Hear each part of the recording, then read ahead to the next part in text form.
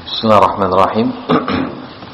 Innal hamdalillah nahmaduhu ta'ala wa nasta'inuhu wa nastaghfiruh wa na'udzu billahi min shururi anfusina wa min sayyiati a'malina. Man yahdihillahu fala mudilla lahu wa may yudlil fala hadiyalah. Asyhadu an la ilaha illallah wahdahu la syarika lahu wa asyhadu anna Muhammadan abduhu wa rasuluhu. Amma ba'du. Halaman yang ke-113, paragraf paling bawah.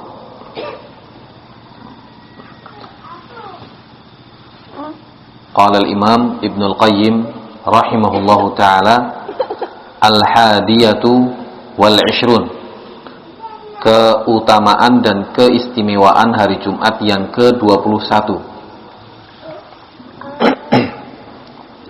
Qala annahu lamma kana fil usbu' kal 'id fil 'am wa kana al-'id mushtamilan 'ala salatin wa qurbanin wa kana yaumul jum'ati yauma salatin ja'ala Allah subhanahu ta'jila fihi ilal masjidi badalan minal qurbani wa qa'iman maqamahu. Bahwasanya lamma kana fil usbu', bahwa hari Jumat dalam satu pekan, kal'idi fil am, itu seolah-olah seperti hari raya Id dalam satu tahun. Wa kana al-'idu mushtamilan ala salatin wa qurban, dan hari Id, terutama Idul Adha, itu kan mencakup salat dan menyembelih hewan kurban. Wa kana yaumul jum'ati yauma shalah, sedangkan hari Jumat itu sudah ada salat khususnya. Hari Jumat sudah ada salat khususnya. Ja'alallahu subhanahu ta'jil fihi ilal masjid, maka kemudian Allah subhanahu wa ta'ala menjadikan kita bersegera di hari Jumat menuju ke masjid, badalan minal qurbani wa qa'iman maqamahu, maka itu cukup sebagai pengganti kita menyembelih hewan kurban dan sudah menggantikan posisi menyembelih hewan kurban. Jadi hari raya itu ada dua amal ibadah. Hari raya ada dua amal ibadah, sholat dan menyembelih hewan kurban. Hari Jumat itu juga sama. Kalau sholatnya jelas sholat Jumat. Nah, menyembelih hewan kurban itu tergantikan posisinya dengan kita berpagi-pagi menuju ke masjid. Bersegera menuju ke masjid. Qala, kata beliau, fayajtami'u lirraihi fihi ilal masjid as-salatu wal qurban, sehingga orang yang pergi menuju ke masjid melaksanakan sholat Jumat itu sudah menggabungkan dua jenis ibadah yang menjadi syiar hari raya, hari Id, yaitu as-salatu wal qurban, yaitu ibadah sholat dan ibadah menyembelih hewan kurban. Kama fis sahihaini, sebagaimana dalam Sahih Bukhari dan Muslim, anin Nabi sallallahu alaihi wasallam annahu qala, dari Nabi Muhammad sallallahu alaihi wasallam bahwasanya beliau bersabda, man raha fi sa'atil ula faka'annama qarraba badanatan, barang siapa yang berangkat ke masjid di jam pertama, faka'annama qarraba badanatan, maka seolah-olah dia telah menyembelih hewan kurban berupa onta. Jadi berpagi hari menuju ke masjid itu menggantikan posisi menyembelih hewan kurban. Kalau sangat pagi sekali di jam pertama, maka dia menyembelih seolah-olah menyembelih hewan onta. Wa man raha fi sa'ati tsaniyah faka'annama qarraba baqaratan, barang siapa yang berangkat pada jam yang kedua, maka seolah-olah dia menyembelih hewan sapi. Wa man raha fi sa'ati tsalitsati faka'annama qarraba kabshan aqran, dan barang siapa yang berangkat pada jam ketiga, maka seolah-olah dia telah menyembelih hewan kibas, kambing yang matanya hitam, kaki-kakinya juga hitam, akron, yang memiliki tanduk yang indah. Qala wa qad ikhtalafa al-fuqaha'u fi hadhihi sa'at ala qawlaini, dan para ahli fikih berbeda pendapat tentang jam-jam tersebut, menjadi dua pendapat, karena Nabi Muhammad menyebutkan jam pertama, jam kedua, jam ketiga dan seterusnya. Dalam riwayat yang lain disebutkan sampai 6 jam. Nah, jam yang ke-6 seperti itu. Nah, kata beliau, penafsirannya itu ada dua pendapat di kalangan ahli fikih. Qala ahaduhuma annaha min awwalin nahar. Pendapat yang pertama bahwasanya waktu-waktu tersebut itu terhitung dari awal nahar. Awal nahar itu ketika terbit matahari. Ketika terbit matahari, nah, di waktu itulah dimulai. Sudah terbit kemudian sudah meninggi kurang lebih sudah meninggi seukuran tombak seperti itu, maka itulah dimulainya penghitungan waktu tersebut. Annaha min awwalin nahar. Nah, penghitungan waktunya dimulai dari awal hari. Wa hadza huwal ma'rufu fi madhhab Syafi'i wa Ahmad wa ghairihima. Dan inilah yang ma'ruf pada mazhab Imam Syafi'i dan mazhab Imam Ahmad dan selain keduanya. Wa tsani, adapun pendapat yang kedua, annaha ajza'un minas sa'ati sadisati ba'da zawal. Waktu-waktu tersebut itu terbagi dan dimulai setelah tergelincirnya matahari. Jadi pendapat yang kedua justru berpendapat bahwa waktu tersebut itu setelah tergelincirnya matahari. Jadi setelah masuk waktu zuhur. Ini pendapat yang kedua. Wa hadza huwal ma'ruf. Jadi mereka menerjemahkannya bukan barang siapa yang berangkat pada jam pertama, tapi mereka menerjemahkannya barang siapa yang pulang pada jam pertama. Karena roha ini mereka terjemahkan pulang. Mereka terjemahkan kembali ke rumah. Wa hadza huwal ma'rufu fi madhhabi Malikin. Inilah yang ma'ruf pada mazhab Imam Malik, wa ikhtarahu ba'du Syafi'iyah, dan ulama-ulama dari mazhab Syafi'i ada yang memilih pendapat ini juga. Qultu, saya katakan, kata Ibnu Qayyim rahimahullahu taala, wa madaru inkarit tadkir awalan nahar ala salasati umur. Ulama yang berpegang dengan pendapat yang kedua, di mana mereka mengingkari berpagi hari menuju ke masjid, mereka mengingkarinya. Inti pengingkaran mereka itu ada 3 perkara. Inti pengingkaran mereka ada 3 perkara. Ahaduha, yang pertama, ala lafzatir rawah. Pengingkaran mereka itu yang pertama pada lafaz rawah. Karena rawah itu jika kita lihat di kamus juga itu artinya pulang. Rawah, roha, kalau kita lihat di kamus itu artinya juga pulang. Wa annaha la takunu illa ba'da zawal. Nah, orang pulang bekerja itu tidak mungkin kecuali setelah tergelincirnya matahari. Nah, biasanya orang pulang bekerja, nah itu kan setelah lewat waktu zuhur nih, baru pulang bekerja. Wasani, kemudian mereka mengingkarinya yang kedua, lafzatu tahjir.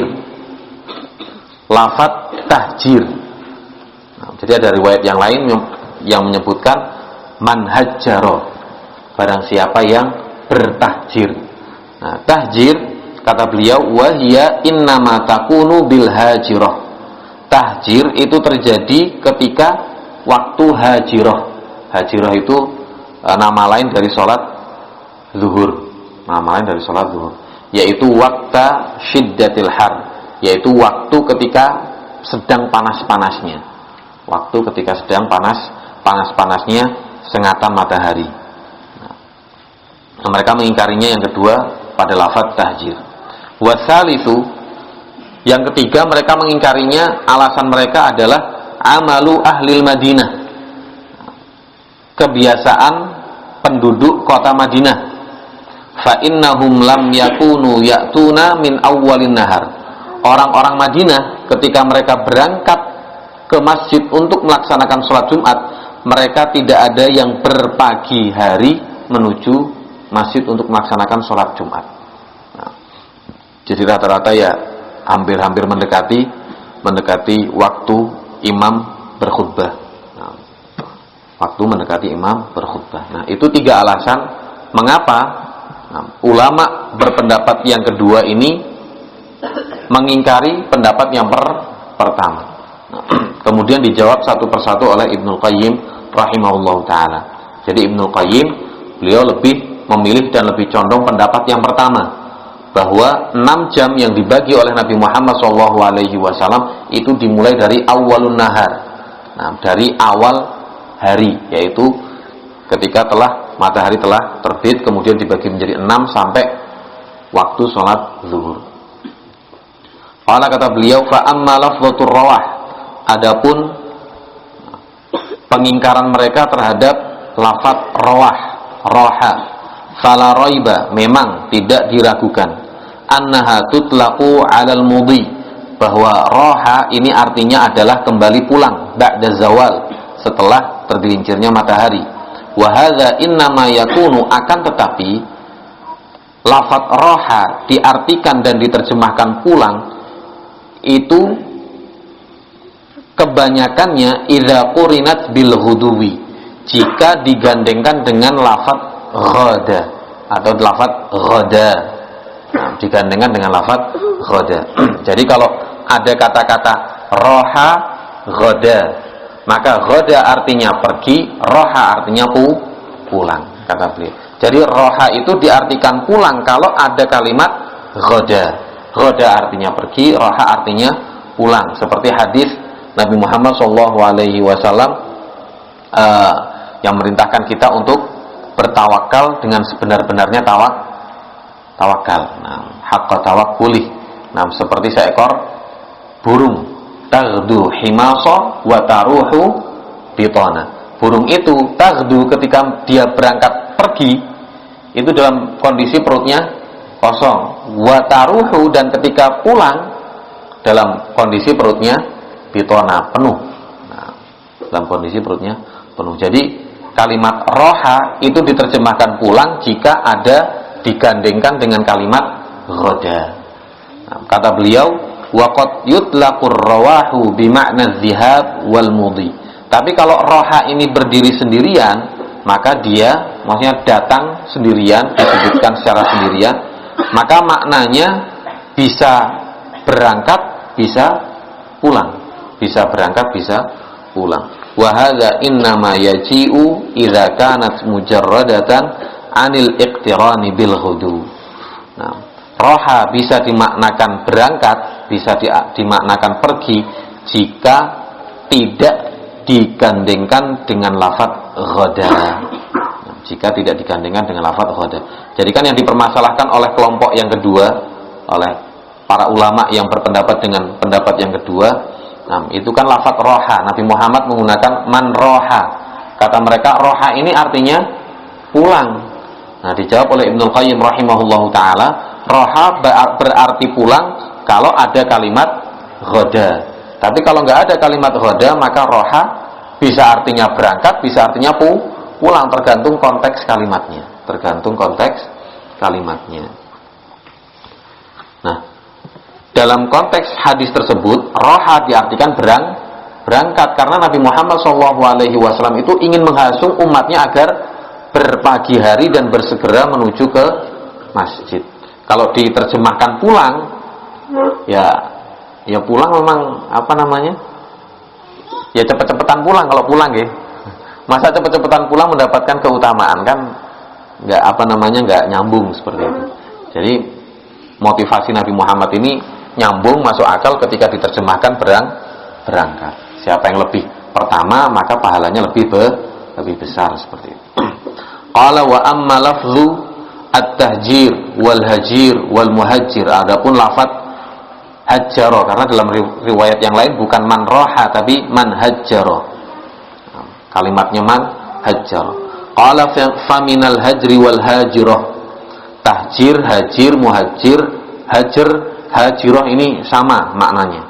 Qala al-Jauhari, seorang ulama lughah, ulama bahasa bernama Al-Imam Al-Jauhari, beliau mengatakan makna dari lafaz-lafaz tersebut adalah nisfun nahari inda ishtidadil har. yaitu di pertengahan siang ketika matahari sedang panas-panasnya menyengat. Taqulu minhu, ketika suasananya demikian, engkau mengatakan hajaron naharu, siang ini benar-benar panas. Jadi memang hajaro, tahjir, hajir, hajar itu memang asal katanya, asal maknanya adalah di pertengahan siang.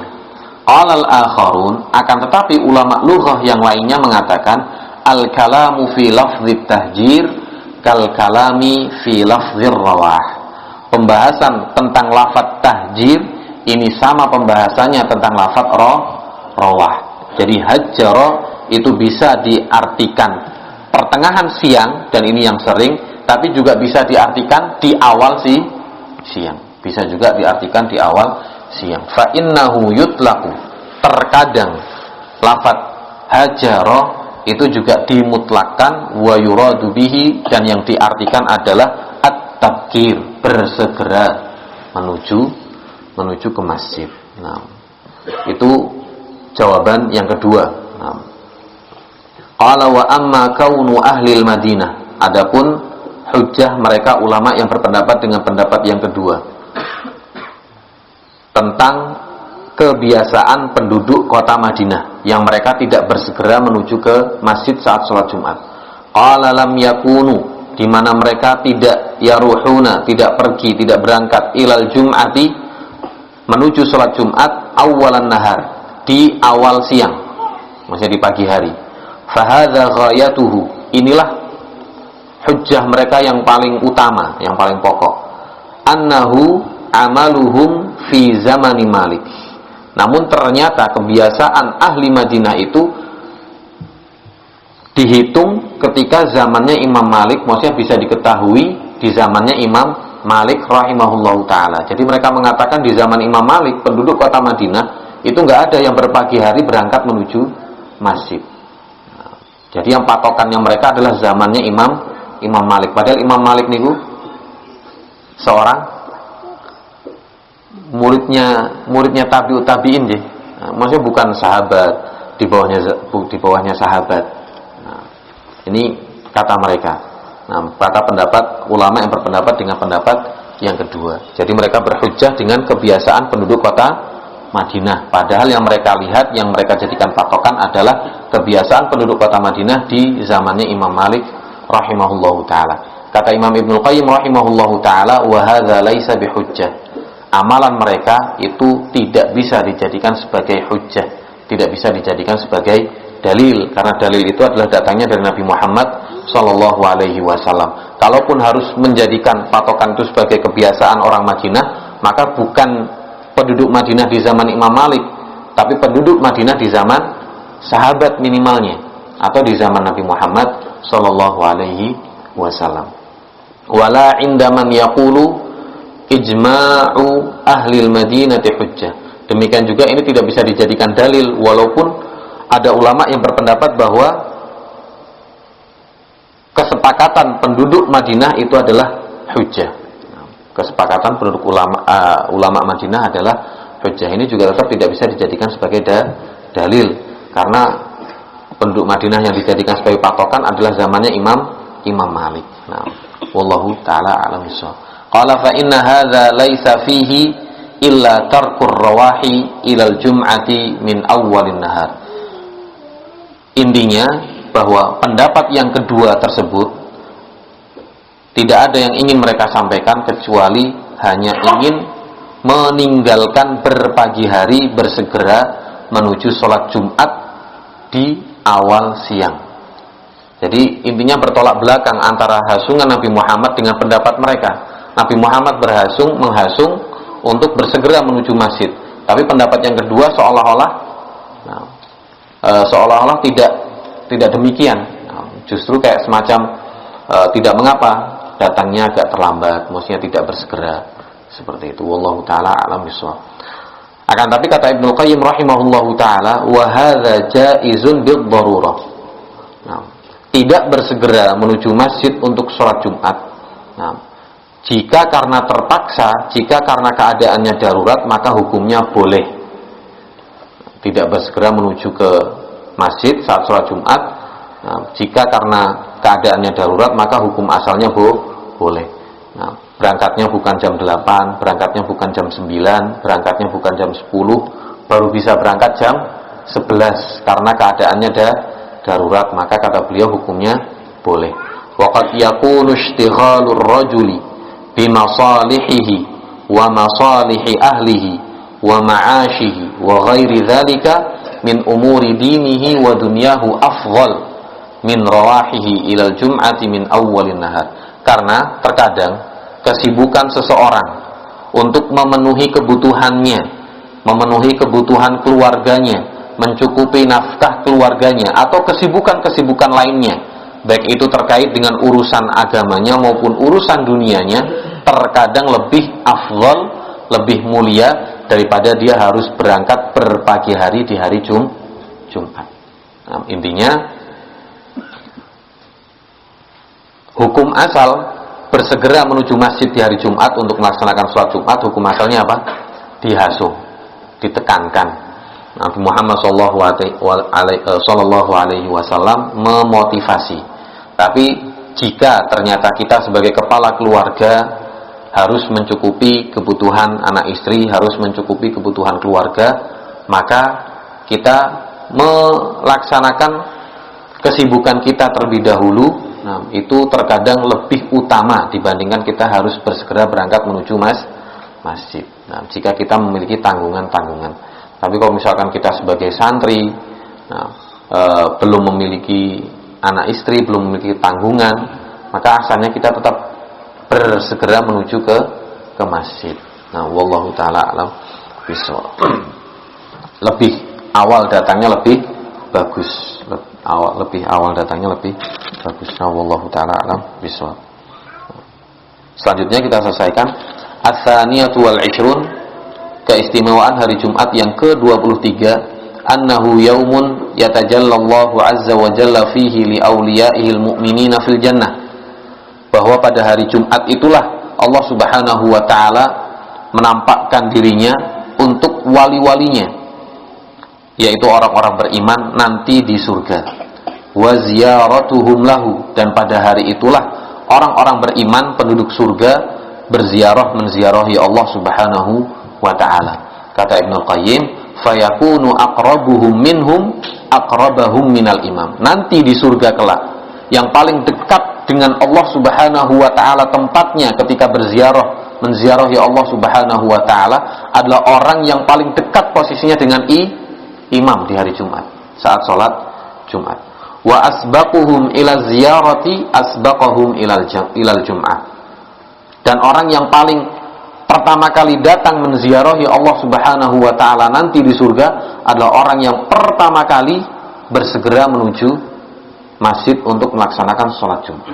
Nah, jadi apa yang kita upayakan di dunia itu nanti hasilnya akan kita panen dan kita petik nanti di akhirat. Semakin kita dekat dengan imam, berarti nanti di hari kiamat semakin dekat pula tempat kita dengan Allah Subhanahu wa ta'ala saat kita mengunjungi Allah Subhanahu wa ta'ala. Semakin kita bersegera menuju masjid untuk sholat Jumat, semakin nanti kita juga duluan untuk berziarah kepada Allah Subhanahu wa ta'ala. Qala ats-tsalitsatu wal 'ishrun, keistimewaan yang ke-23, annahul yaumul ladzi tafza'u minhu as-samawati wal ardu wal jibalu wal bihar.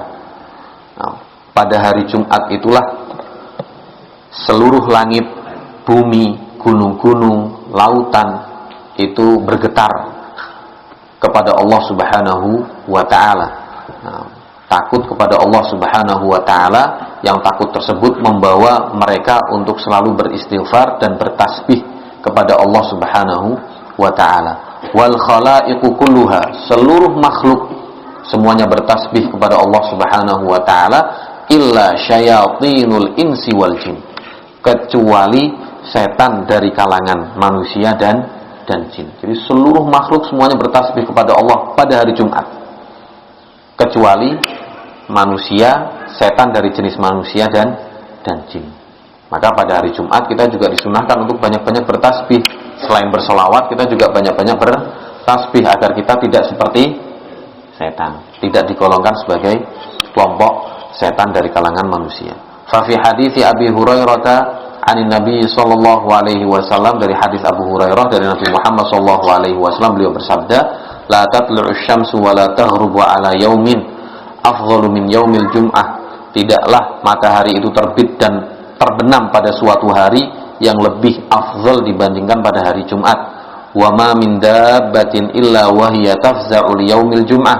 Dan tidak ada seorang makhluk pun di alam semesta ini kecuali mereka takut dan bergetar kepada Allah Subhanahu wa taala pada hari Jumat dan bertasbih kepadanya. Illa hadzaini tsaqalaini, kecuali dua jenis makhluk saja, minal jinni wal insi, dari kalangan jin dan manusia.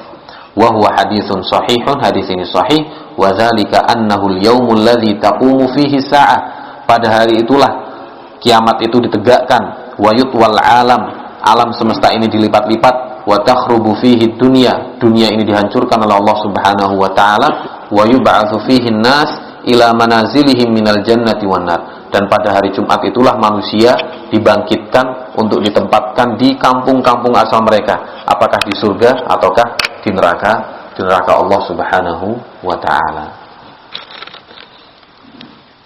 Nah, masih ada 3 menit, kita selesaikan sekalian gitu.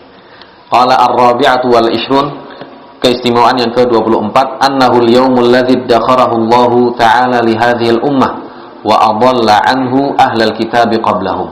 Hari Jumat itulah hari yang Allah Subhanahu wa taala simpankan untuk umat ini, umat yang terbaik. Nah, berarti hari Jumat juga hari yang terbaik. Wa adalla anhu ahlal kitab qablahum, dan Allah Subhanahu wa taala membuat umat ahlul kitab sebelum kita itu terlalaikan dan terlupakan dari hari Jumat. Mereka tidak memilih hari Jumat. Kama fi sahihi, sebagaimana dalam sahih. Nah, min hadits Abi Hurairah radhiyallahu anhu an Nabi sallallahu alaihi wasallam qala, Nabi Muhammad bersabda, ma tala'at syamsun wala gharabat ala yaumin khairun min yaumil jum'ah. Tidaklah matahari itu terbit dan terbenam pada suatu hari yang lebih baik pada hari Jumat ketimbang hari Jumat. Hadanallahu lahu, Allah Subhanahu wa taala berikan hidayah dan taufik kepada kita untuk memilihnya. Wa dhallan nasu anhu, dan Allah Subhanahu wa taala melupakan umat-umat sebelum kita dari hari Jumat tersebut. Fannasu lana fihi tabaun, maka manusia nanti di hari kiamat adalah pengikut kita. Maksudnya umat Nabi Muhammad adalah umat yang pertama kali nanti dihisab. Kemudian umat-umat selainnya setelah umat Nabi Muhammad. Huwalana, hari Jumat itu adalah milik kita, hari raya kita. Walil Yahudi yaumus sabti, sedangkan orang-orang Yahudi mereka memilih hari Sabtu sebagai hari raya mereka. Walin Nasara yaumul Ahad, dan orang-orang Nasara memilih hari Ahad sebagai hari kebesaran mereka. Qala al-khamisatu wal 20, keistimewaan hari Jumat yang ke-25, annahu khiratullahi min ayyamil usbu'. Itulah hari pilihan Allah Subhanahu wa taala dalam sepekan. Kama anna syahra Ramadan khiratuhu min syuhuril am, sebagaimana bulan Ramadan adalah bulan pilihan Allah dalam satu tahun. Wa lailatul qadari khiratuhu minal layali, dan Lailatul Qadar adalah malam pilihan Allah Subhanahu wa taala daripada malam-malam yang lainnya. Wa Makkatu khiratuhu minal ard, dan kota Makkah adalah kota pilihan Allah Subhanahu wa taala di atas muka bumi ini. Wa rasuluhu Muhammadun sallallahu alaihi wasallam khiratuhu min khalqihi, dan Rasulullah Muhammad sallallahu alaihi wasallam adalah makhluk pilihan Allah dibandingkan makhluk-makhluk yang lainnya. Qala as-sadisatu wal 20, keistimewaan dan keutamaan hari Jumat yang ke-26, annahu yukrahu ifradu yaumil jum'ati bis-shaum, bahwasanya dimakruhkan menyendirikan berpuasa pada hari Jumat. Jadi nggak ada apa-apa, nggak ada alasan apapun, tiba-tiba dia puasa pada hari Jumat, maka hukumnya makruh. Tiba-tiba puasa pada hari Jumat tok, hari Kamisnya nggak puasa, hari Sabtunya juga tidak puasa. Tidak ada alasan apa-apa, pokoknya dia pengen puasa hari Jumat, maka itu tidak boleh dimakruhkan. Fa fi sahihi Muslimin an Abi Hurairah radhiyallahu anhu anin Nabi sallallahu alaihi wasallam qala, dari Nabi Muhammad SAW, beliau bersabda, la takhtassu lailatal jum'ati biqiyamin min bainil layali. Tidak boleh kalian mengkhususkan malam Jumat untuk menghidupkan malamnya, di samping malam-malam yang lainnya. Jadi mengkhususkan menghidupkan malam pada hari Jumat tok, nah itu tidak boleh. Wala takhtassu yaumal jum'ati bisiyamin min bainil ayyam. Dan tidak boleh kalian mengkhususkan hari Jumat untuk berpuasa di samping hari-hari yang lainnya.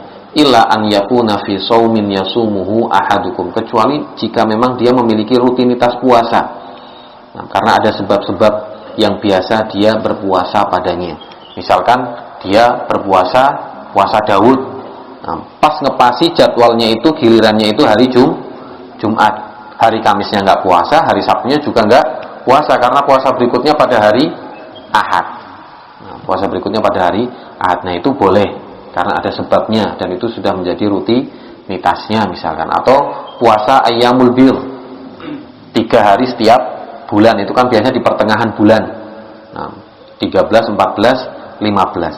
Nah, salah satunya itu mungkin di hari Jumat. Nah, maka itu boleh. Tapi kalau mengkhususkan memang dia niatkan untuk ibadah puasa pada hari Jumat tok, nah itu tidak boleh, ada larangannya dari Nabi Muhammad sallallahu alaihi wasallam. Nah, wallahu taala a'lam bishawab. Itulah tadi 26 keistimewaan dan kekhususan hari Jumat. Semoga Allah Subhanahu wa taala memberikan taufik kepada kita semuanya. Jika bertemu dengan hari Jumat, kita bisa memanfaatkannya dengan sebaik-baiknya sebagaimana sunnah Nabi Muhammad sallallahu alaihi wasallam. Wallahu taala a'lam bishawab. Subhanakallahumma wa bihamdika asyhadu an la ilaha illa anta astaghfiruka wa atubu ilaik. Walhamdulillahirabbil alamin.